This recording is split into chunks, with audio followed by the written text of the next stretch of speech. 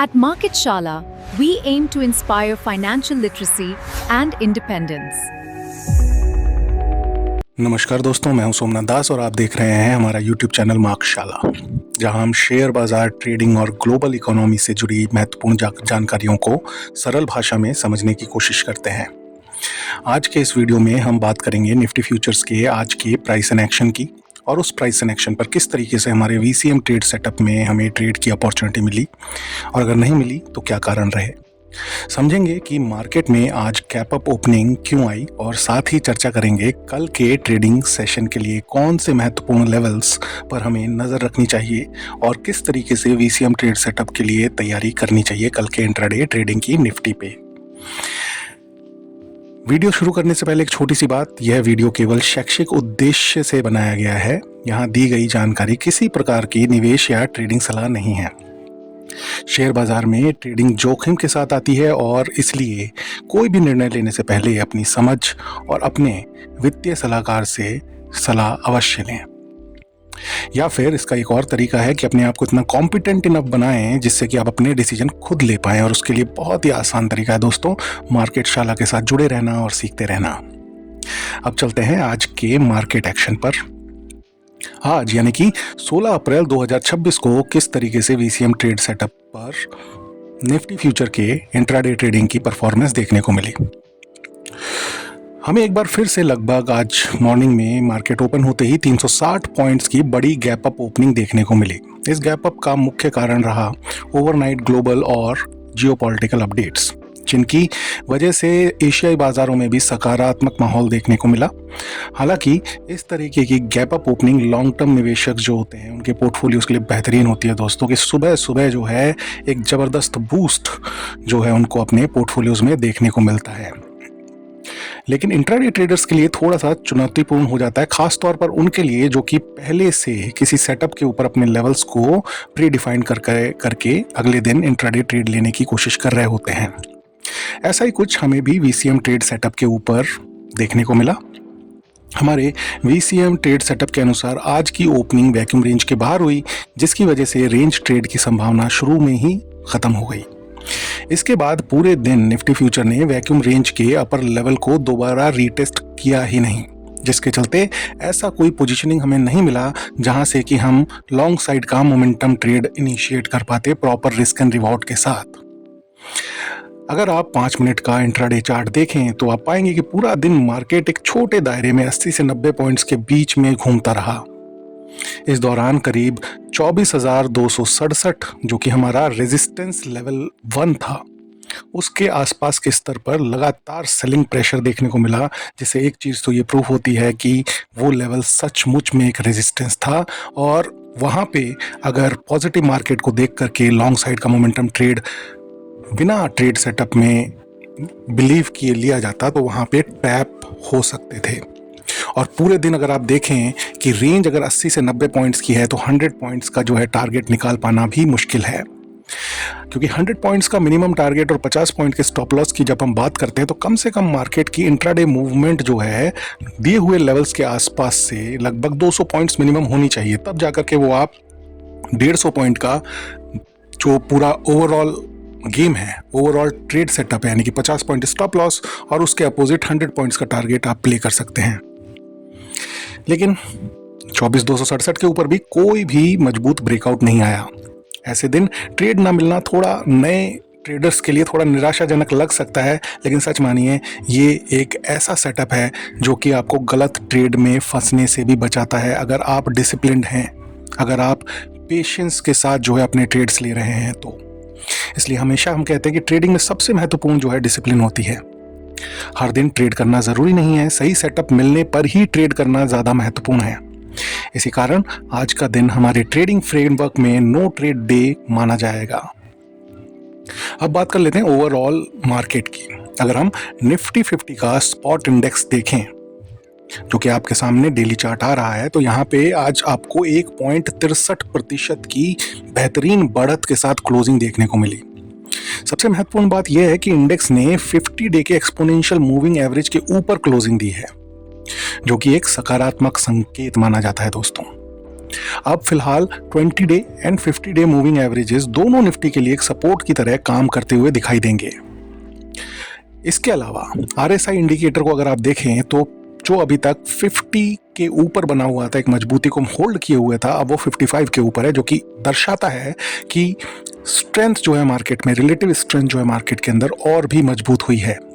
और हम इसका इंतजार करेंगे कि ये 60 के ऊपर जाए, जिससे कि मार्केट में धीरे धीरे बुलिश मोमेंटम का एक सेंटिमेंट और भी मजबूत होता रहे। मार्केट ब्रेड्थ भी पॉजिटिव रही, यानी केवल कुछ बड़ी कंपनियों में ही नहीं या फिर खाली निफ्टी 50 इंडेक्स में ही नहीं, बल्कि मोस्ट ऑफ द सेक्टर्स में जो है स्टॉक्स में, छोटे मझोले जैसे भी स्टॉक्स हों, सब में भी आपको अच्छी खरीदारी देखने को मिली और इसका इम्पैक्ट आप अपने पोर्टफोलियोज पे देख पा रहे होंगे। क्रूड ऑयल और ग्लोबल फैक्टर्स जो है आज काफ़ी पॉजिटिव रहे। एक और जो सकारात्मक संकेत हमें मिला क्रूड ऑयल की तरफ से, वो उसकी कीमतें थी। क्रूड ऑयल एक बार फिर से $100 के नीचे आकर लगभग $95-96 प्रति बैरल के आसपास ट्रेड करता हुआ दिखाई दे रहा है। भारत जैसे आयात आधारित देश के लिए कम तेल की कीमतें अक्सर अर्थव्यवस्था के लिए सकारात्मक मानी जाती हैं। ग्लोबल मार्केट्स की स्थिति पर अगर हम एक नज़र डालें तो एक बड़ी दिलचस्प स्थिति दिखाई देती है। निफ्टी अभी भी अपने ऑल टाइम हाई से लगभग 8% नीचे ट्रेड कर रहा है, जबकि अमेरिका के प्रमुख इंडेक्स, चाहे डाउ हो, चाहे नेस्डैक हो, चाहे S&P 500 हो, ये अपने रिकॉर्ड हाइज, लाइफ हाइज के आसपास ट्रेड करते हुए दिखाई दे रहे हैं। और हो सकता है चीज़ें अगर पॉजिटिव रहती हैं तो आज उन लेवल्स को भी ये ब्रीच कर जाएं और नए हाइज बनाते हुए आपको दिखाई दें। इसका मतलब हम कंपैरेटिवली अंडर परफॉर्म कर रहे हैं वर्ल्ड मार्केट के कंपैरिजन में। अगर देखें तो यहाँ पे पोटेंशियल और भी ज़्यादा है। लेकिन इसके साथ एक और चीज़ है, अगर अमेरिका जैसी जो मुख्य अर्थव्यवस्था है, अगर वहाँ के मार्केट्स अपने लाइफ हाइज के आसपास ट्रेड कर रहे हैं और लाइफ हाइज को ब्रेक करने के लिए तैयार हैं, तो इससे एक संकेत मिलता है कि ग्लोबल निवेशक भविष्य की जियोपॉलिटिकल परिस्थितियों को लेकर धीरे धीरे आशावादी हो रहे हैं। हालांकि भारत में कुछ फैक्टर्स ऐसे सुनने को मिले हैं और देखने को मिले हैं जिन पे हमें ध्यान देना जरूरी होगा। हाल के डेटा के अनुसार मुद्रास्फीति यानी कि इन्फ्लेशन में थोड़ा इजाफा देखने को मिला है और कुछ शुरुआती अनुमानों में यह भी कहा जा रहा है कि आने वाला मानसून थोड़ा कमजोर रह सकता है।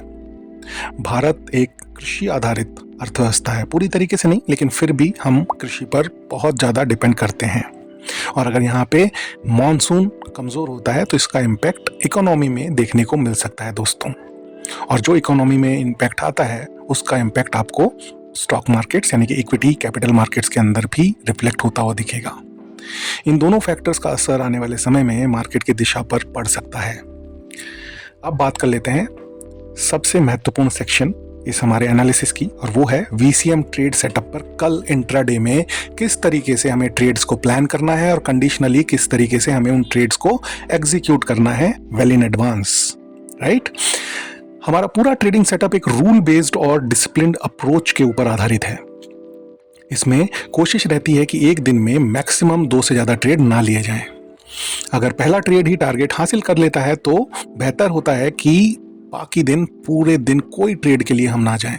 इससे ओवर ट्रेडिंग जैसी एक जो बहुत बड़ी डेंजरस चीज़ है ट्रेडिंग बिजनेस में, उससे बचा जा सकता है। तो सबसे पहले बात कर लेते हैं वैक्यूम रेंज ट्रेड्स की।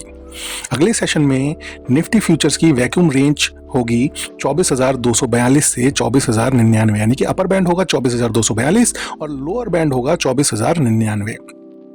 अगर निफ्टी फ्यूचर पहले 24,242 को हिट करता है तो वहां से एक शॉर्ट साइड का रेंज ट्रेड इनिशिएट होगा विद 50 पॉइंट्स के स्टॉप लॉस और मिनिमम 100 पॉइंट्स के टारगेट के साथ। अगर इसकी जगह पे 24,099 का लेवल पहले हिट होता है तो वहां से लॉन्ग साइड का रेंज ट्रेड जो है हम इनिशिएट करेंगे विद सेम 50 पॉइंट्स के स्टॉप लॉस और मिनिमम 100 पॉइंट्स के टारगेट के साथ, राइट। क्योंकि रिस्क मैनेजमेंट सबसे ज्यादा जरूरी है। 1:2 का रिस्क मैनेजमेंट हम करके चलेंगे और इन दोनों में से कोई एक ही जो है ट्रेड इनिशिएट होगा। अगर पहले लॉन्ग साइड का रेंज ट्रेड इनिशिएट हो जाता है तो शॉर्ट साइड का रेंज ट्रेड हम नहीं लेंगे, और अगर शॉर्ट साइड का ट्रेड इनिशिएट हो जाता है तो फिर हम लॉन्ग साइड का रेंज ट्रेड नहीं लेंगे। अगर निफ्टी इस वैक्यूम रेंज के बाहर ट्रेड करता हुआ दिखाई देगा तो फिर हमारे मोमेंटम ट्रेड्स की संभावनाएं बलवती हो जाएंगी, यानी कि मोमेंटम में लॉन्ग साइड या शॉर्ट साइड के ट्रेड। तो सबसे पहले बात कर लेते हैं मोमेंटम में लॉन्ग साइड का ट्रेड कैसे बनेगा।